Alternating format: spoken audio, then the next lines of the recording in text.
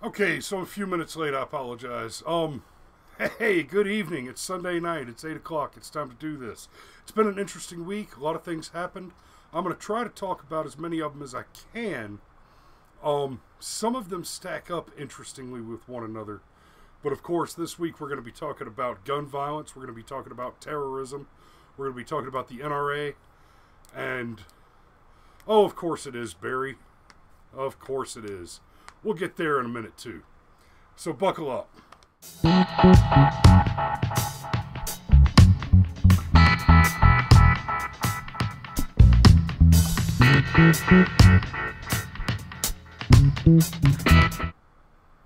So for Barry, I'm going to talk just a little bit about the JQ, the Jewish question. I'm just going to touch on it for about a half a second. Obviously, I'm speaking hyperbolically. There's this, the far alt-right, those guys that, oh my God, I hate to even talk about the alt-right because they're really leftists. I mean, you start talking about racism and flipping socialism, and all of a sudden, hey, Nazis. You can't get further left than that shit. Oh, good. Barry's gonna troll us tonight. Oh, we'll see how far we get before I just have to kick Barry. Anyway, the JQ, the Jewish question, is really about why are there so many Jews in high positions, high government positions, powerful positions in media, all over Hollywood, all over finance and banking.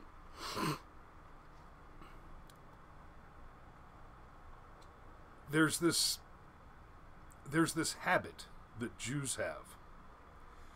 It is a part of their dogma. It is a part of their religion, and it's a part that I really, really like. They talk about money at the dinner table.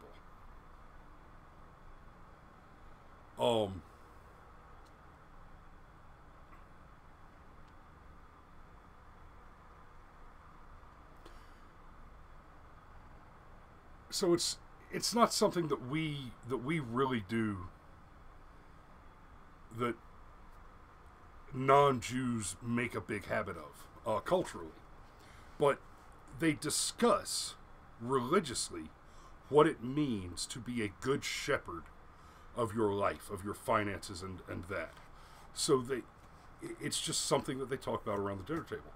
I had a good friend a long time ago when I was doing AFLAC in Savannah. Hardcore practicing Orthodox Jew, white South African guy, brilliant man. I won't say his name, just as a courtesy, but just absolutely brilliant man. Loved him to death, and I'm actually somewhat ashamed that we haven't kept in touch. But he explained that to me, that they would talk about how to, they would talk with their children at the dinner table about how to take care of your business, how to be good stewards of finance, and so on and so forth. All right. And that just makes for good habits going into the future. Now, I'm going to get up for just a second and handle this. Because, Barry, here's the thing, brother. It's all well and good to be funny and to be a troll. But what you're doing here is you're flooding out my chat channel. And, well, you're aggravating me. So, that's enough of that.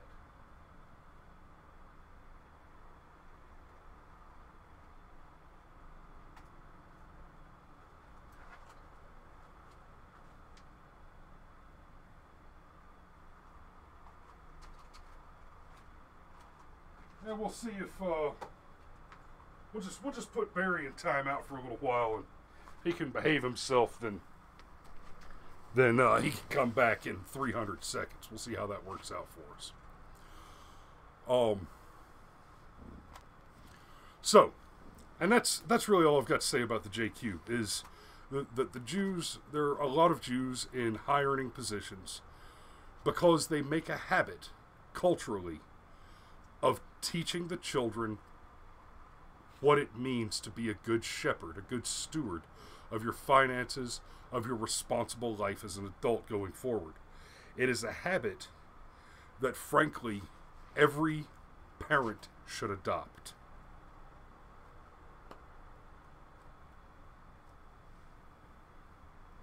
So there's that. So since good old Barry brought up the Jews, and Barry's just full of conspiracy theories like this. He said that British intelligence runs North Korea. Yeah, sorry, Barry. You're barking up the wrong tree trying to sell that line of shit. You're not talking to somebody who lacks experience there. So that's adorable. And you're in timeout. We're done with you for now.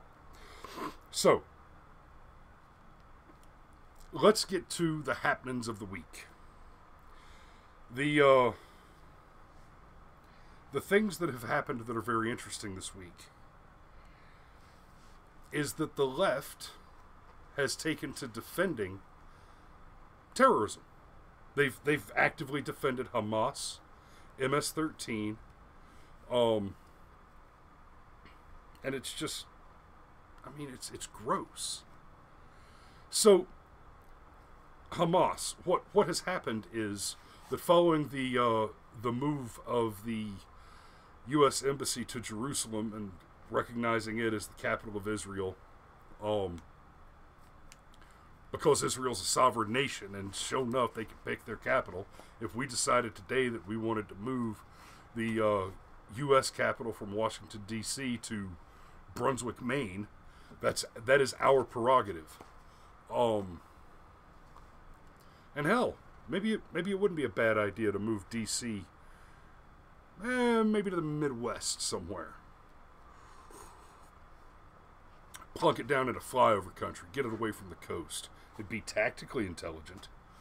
But having moved the U.S. Embassy, the immediate response from Hamas, from the Palestinians, from Hamas, was to launch an all-out attack. They started attacking the walls of Israel. They're running in with flaming tires, screaming, "Kill the Jews." Remember, this is Hamas we're talking about.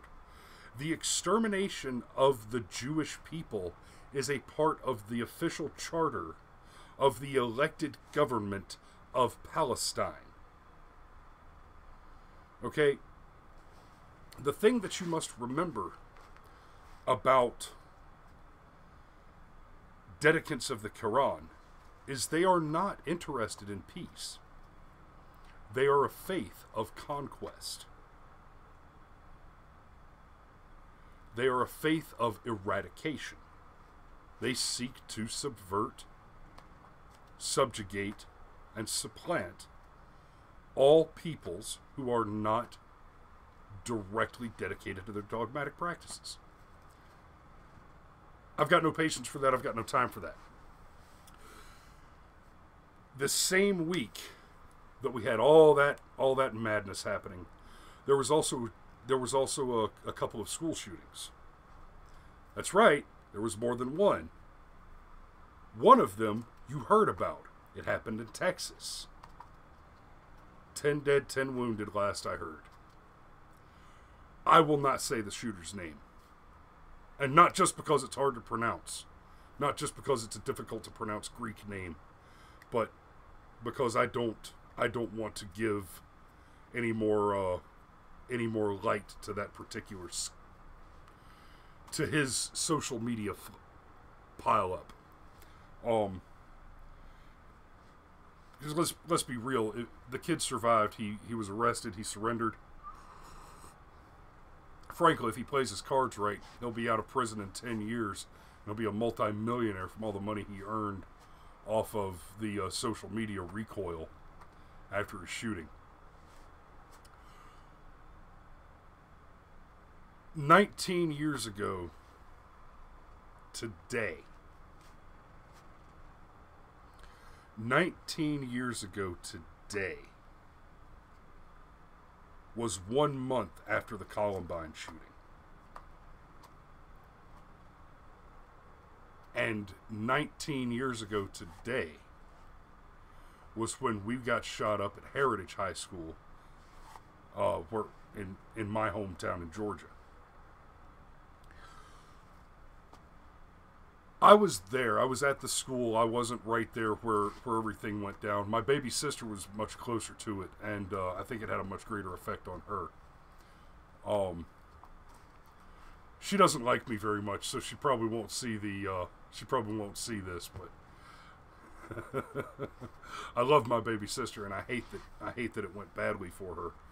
I do clearly remember that once the shooting started that day, they ran everybody outside. They ran all the kids outside, and they had them gather up at the football field to do a head count and get accountability. And I decided right then and there that I did not give a shit about their accountability. I told one teacher that I would, how did I say it? I think I told him I would pull his head off and fuck his throat hole if he thought he was going to stop me from taking my baby sister away from the gunfire. I think that's how I said it. I was explicit, and I was direct, and I grabbed my baby sister and I got her the hell out of there. I took her home, and as soon as I got her to the house and dropped her off at home, I went directly back to the school and started, I drove directly back to the school in my little red sports car and started picking people up and taking them away from the building. I just started, hey, who needs a ride? Whose mommy and daddy haven't showed up? Whose mommy and daddy can't make it? Who's stuck? Come on. I take you 3 at a time, 4 at a time. Let's get the hell out of here.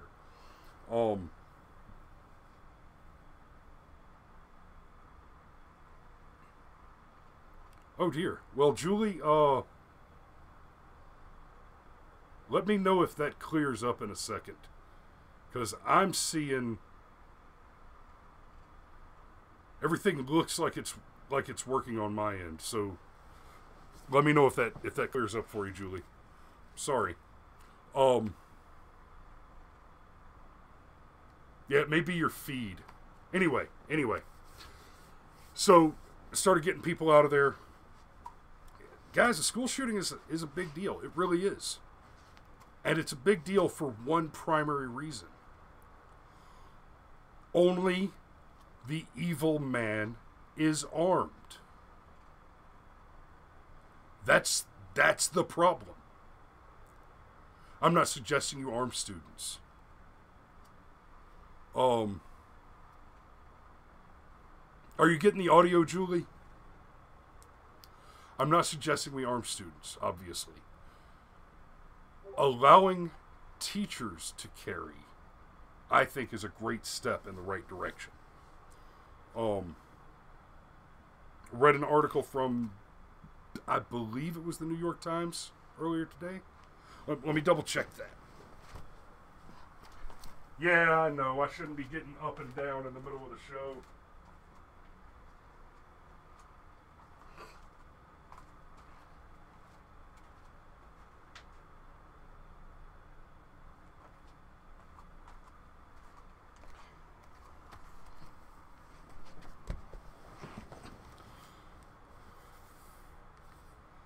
I shouldn't be getting up and down in the middle of the show, but there we go.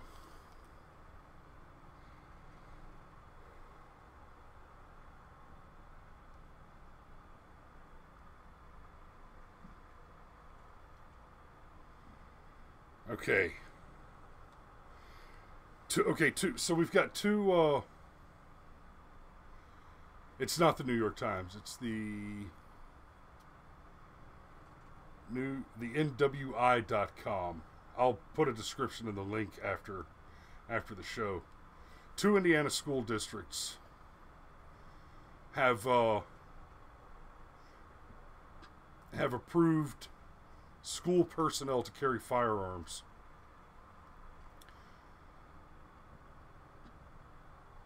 So that's what I want to see.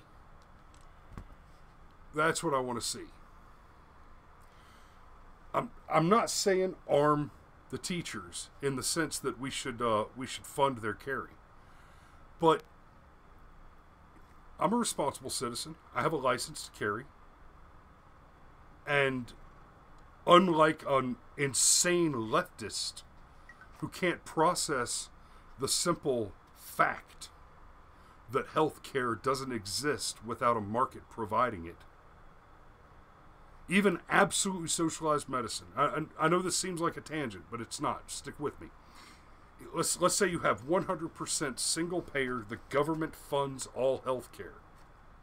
It is still the case that funds are used to pay people to perform tasks. Do away with currency entirely and go to an absolute communism where people are allotted subsistence based on their working from each according to his ability to each according to his need, and you still have a situation where the service, the product, does not exist unless the service is performed by people, and unless those people are compensated at a minimum with the living subsistence of the grant of sustenance, shelter, clothing, etc., unless they're kept in Lego and loggers, essentially, then the service does not exist. So the idea that there is a right to healthcare is ludicrous. The idea of the Second Amendment should more than saying that guns are the right that we have. The Second Amendment says that we have a right to keep and bear arms. But here's the thing about the Constitution. The Constitution is an enumeration of powers to the government and an enumeration of specific rights for which the government has an absolute responsibility to guarantee our retention of those rights. You cannot have a right if we accept that men are to be treated equally under the law, then you cannot have a right to another man's labor. The right that you have as regards the keeping and bearing of arms is that we assume as intelligent, living beings, we retain the right to retain that life, to defend against those who would take it, the life that we have. And that right comes with zero caveats. If 1,000 men are attempting to murder me, I should be absolutely considered to be well within my rights to kill each and every one of them without prejudice in the attempt to retain my own life. You'll hear people talk, you'll hear, especially libertarians, what's up, Yosef? Good to see you, brother. You'll hear especially libertarians talk about this thing called the NAP, the non-aggression principle. The non-aggression principle is distinct from ideas like pacifism.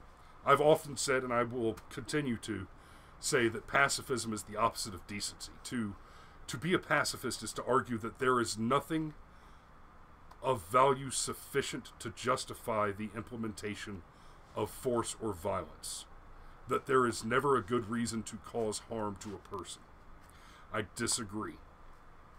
There is never a morally right reason to initiate force against another person. Now, this is where the non-aggression principle is different. I will not coerce someone. I will not use force to coerce a person. But if force is being applied to coerce myself or those in my care, those who have made frith with me, then I will absolutely apply force to eliminate the source of that coercion. If you point a gun at me and I have any inkling of a moment in which I could respond to that with lethal force, I absolutely guarantee that you will catch my lead. That's just how it's going to go. School shootings are as bad as they are because an evil man with the power to assert force is placed where no one has the power to respond.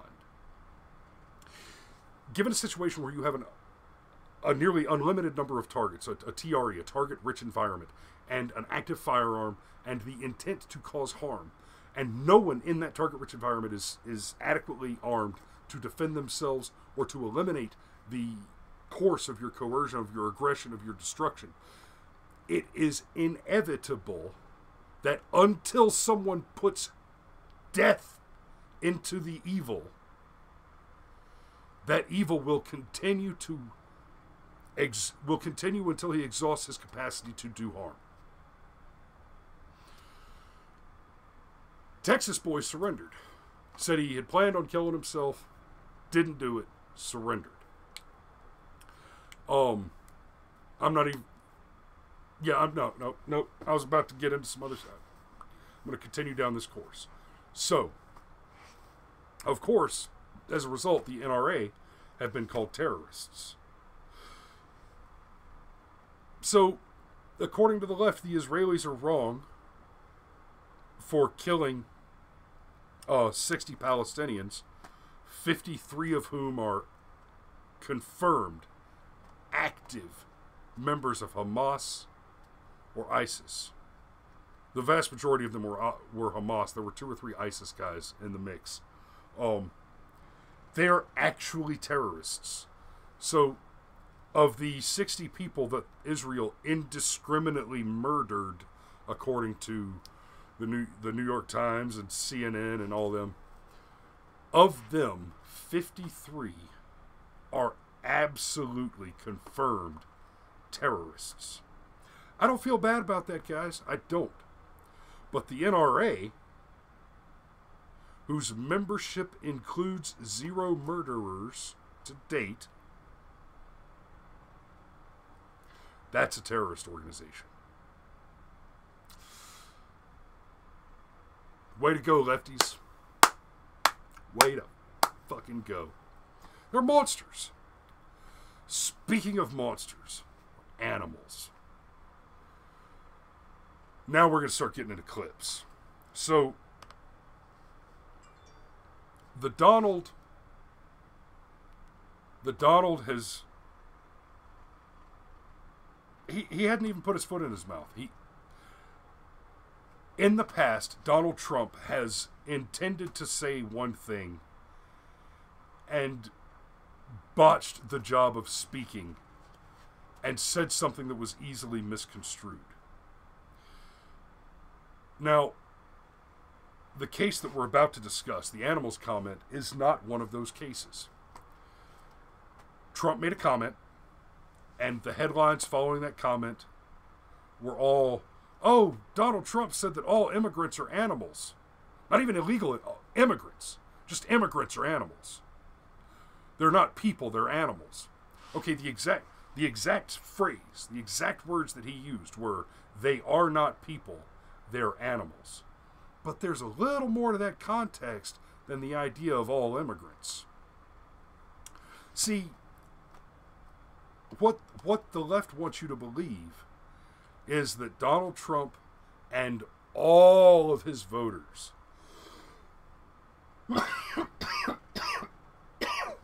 excuse me, is that Donald Trump and all of his voters, including myself, hate foreigners, hate all foreigners, just hate. That we want to just wall up the country and shut ourselves off and stop dealing with the world. That's ludicrous. What we would like to see, and this is largely why Trump was elected, is we would like to see a situation where our borders are not porous and easily crossed by active, dangerous criminals.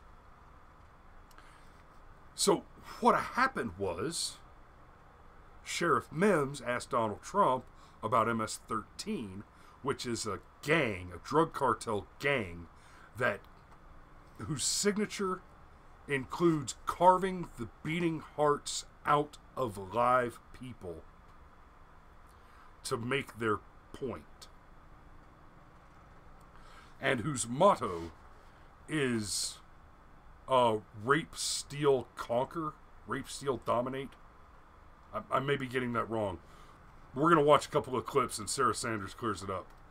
So here's the actual comment in context. They come in fast. Thank you. There could be an MS13 gang member I know about. If they don't reach a certain threshold, I cannot tell ICE about them. No. We have people coming into the country or trying to come in. We're stopping a lot of them.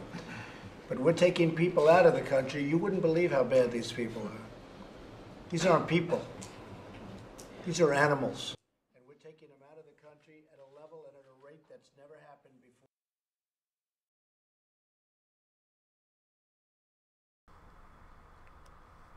before. Okay, so, I mean, pretty clear there.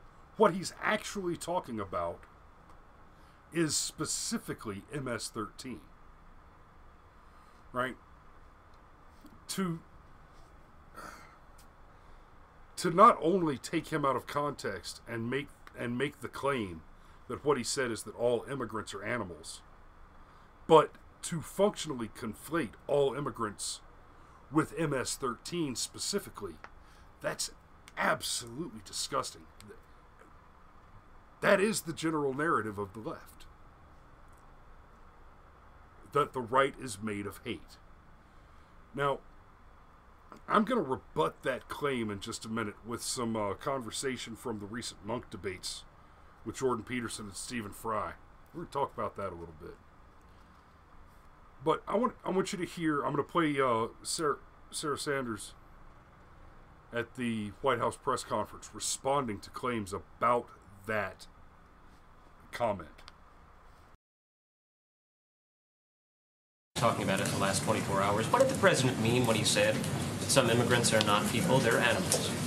The president was very clearly referring to MS-13 gang members who enter the country illegally and whose deportations are hamstrung by our laws.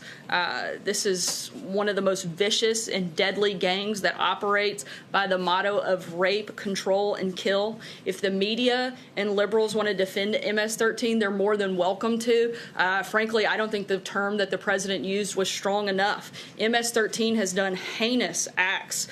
It took an animal to stab a man 100 times and decapitate him and rip his heart out. It took an animal to beat a woman they were sex trafficking with a bat 28 times, indenting part of her body. And it took an animal to kidnap, drug, and rape a 14-year-old Houston girl. Frankly, I think that the term animal doesn't go far enough, and I think that the president should continue to use his platform and everything he can do under the law to stop these types of horrible. All right, and she goes, I mean, she really nailed it. She really did. Now, I'm having some issues over here with the monitor, so I can't actually hear the clips. I've got a bunch of more clips that I wanted to play for you guys, but I'm just going to have to save those for another conversation. But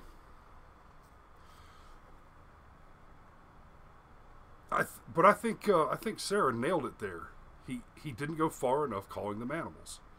Or, at a bare minimum, it is not unreasonable to call them animals. I might have actually been more comfortable with savages. Yeah, savages. So, tell me what you think, guys. Comment below. I think I'm going to wrap it up for tonight. I wanted to talk about the Munk debates a bit, but like I said, I'm having some issues with the monitor. And it's going to be difficult for me to comment on things if I can't hear what the clips are actually saying. So I'll come back to that. I might even do that tomorrow and hook y'all up with little extra content during the week. I have been trying more and more to get I'm trying to get to where I can do more content during the week, but y'all know Daddy's got to go to work too. Thanks for watching. Love you guys. I appreciate you being active in the chat there, and I will see you next week. Same time, same channel. And until then, remember, if you build a man a fire, you'll keep him warm for the evening. But if you set a man on fire, he'll be warm for the rest of his life. Good night.